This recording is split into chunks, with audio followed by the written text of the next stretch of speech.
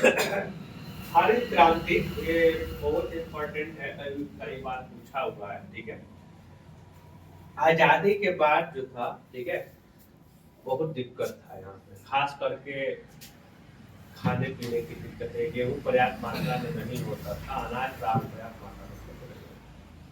कहने को आज के डेट में कोई कुछ भी कह दे, नेहरू कुछ नहीं किए, ठीक है, लेकिन जब आज देश आजाद हुआ था तो बहुत दिक्कत था, पर्याप्त गेहूं नहीं होता था, अनाज नहीं होता था, क्योंकि जिंदगी जीने के लिए जो चीजें होना चाहिए था, रोटी कपड़ा मकान, तो रोटी किससे बनता है, तो बहुत दिक्कत थी, प्रोडक्शन नहीं होता था।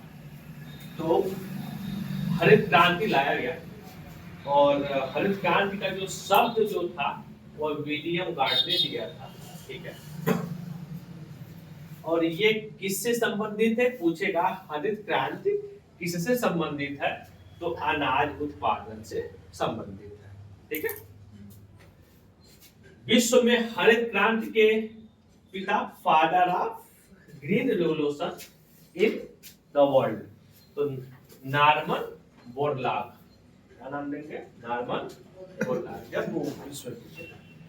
जब पूछेगा नहीं इंडिया बताइए भारत में हरित क्रांति के पिता कौन है, तो डॉक्टर एम.एस. स्वामीनाथन।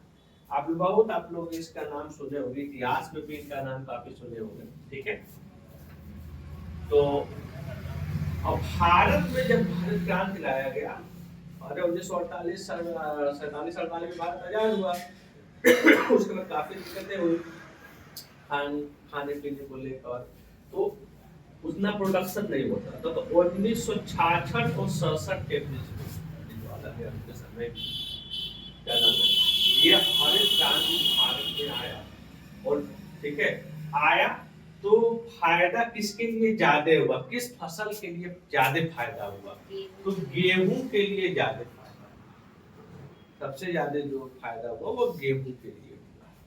ठीक है, इस क्षेत्र में ज्यादा मतलब हरित क्रांति के आने से लोगों ने उसका यूज किया, उसका फायदा लिया, तो ज्यादा मतलब में पंजाब, ठीक है,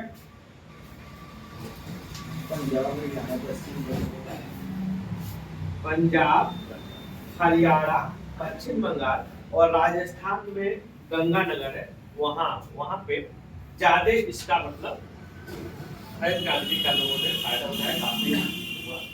ठीक है, फायदा ज्यादातर फसल इसका गेहूं पे हुआ, और नुकसान भी हुआ। नुकसान किस फसल के लिए हुआ, दलानी और तिलानी फसलें, जो दाल वाली फसलें होती है, उससे नुकसान हुआ, कुछ नुकसान हुआ। ठीक है, इसके पहले प्रोडक्शन नहीं होता था, तो गेहूं में एक रोग लगता था। ठीक है, उस रोग का नाम है काला कीट रोग। ठीक है, ब्लैक रस्ट डिजीज। ठीक है, तो वह रोग, इससे आने से वह रोग गेहूं में दूर हो गया, और प्रोडक्शन बहुत ज्यादा हुआ, और प्रोडक्शन इतना ज्यादा हुआ, आप मान ले करोगे कि पहले 59 मैट्रिक टन जहाँ प्रोडक्शन होता था, वो सीधे 164 मैट्रिक टन प्रोडक्शन होता था। एक बाई एक चेंजिंग जब होता है ना, उसी को बोलते हैं क्रांति। धीरे धीरे परिवर्तन को क्रांति नहीं बोलते। ठीक है, एक बाई एक जो परिवर्तन होता है उसको क्रांति कहते हैं, और वही बता रहे हैं कि 59 मैट्रिक टन से सीधे 164 मैट्रिक टन का प्रोडक्शन हुआ, और इसलिए इसको ग्रीन रेवोल्यूशन नाम दिया गया। तो इसमें कुछ रहा होगा ना खास करने के, बस जैसे 2G से 5G है, परिवर्तन की उसी तरह से ये भी है, इसमें भी 4G 2G है। ठीक है, और ज्यादातर जो योगदान रहा इनका डॉक्टर एम.एस. स्वामीनाथन का काफी योगदान रहा। इन्होंने लैब में गेहूं का जो जीन्स होता है, ठीक है, उन्होंने भी बनाया था इन्होंने, तो इसका योगदान बहुत ज्यादा इसका रहा। इसलिए ये भी पूछ सकता है कि ये क्या थे, यह एक कृषि वैज्ञानिक थे। क्या थे, कृषि वैज्ञानिक थे, कृषि वैज्ञानिक थे।